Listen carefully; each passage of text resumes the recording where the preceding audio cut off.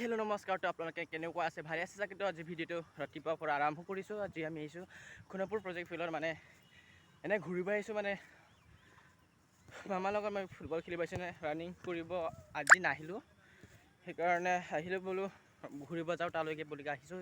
চাবৰ আমাৰ সোণাপুৰ ফিল্ডৰ দৃশ্য আপোনালোক দেখাবলৈ চেষ্টা কৰিম। এইটো হৈছে সোণাপুৰ মিনি ষ্টেডিয়াম। ইয়াতে গাঁৱৰ মানুহে ইয়াতে বল খেলে, তো চাব পাৰে। ইয়াতে ক্ৰিকেট খেলে, খো কিবা কাবাডী, হাই জাম্প, লং জাম্প, ৰানিং কৰে চাৰিওফালে। তো আপোনালোকে আহি ইয়াতে ৰানিং কৰিব পাৰিব আৰু আপোনালোকৰ বডি ফিট কৰি হেল্ডি কৰি ৰাখিব পাৰিব। কিমান দিন ঘৰত বহি থাকিম? মই ঘৰত বহি মানুহটো মানে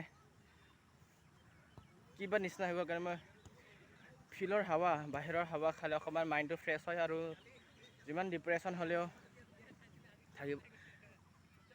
হাঁহি ধেমালি থাকিব পাৰোঁ। মানে একো দিনৰ সময়ত একো নহয়, মানে অকণমান মাইণ্ডটো ৰিলেক্স কৰিলে। তো বেলেগে কেনেকুৱা ফিলত নাজানো, কিন্তু মই মাইণ্ডটো ৰিলেক্স কৰিবৰ কাৰণে, নিজৰ বডিবোৰ ঠিক ৰাখিবৰ কাৰণে মই ফিল্ডত দৌৰিব আহোঁ। কেতিয়াবা মিছ হৈ যায়। তো মোবাইলটো কেমেৰা নাচাব, জাষ্ট মোক চেহেৰাটো নাচাব। আপোনালোকে মোক ছাপোৰ্ট কৰিলেহে মই পিছত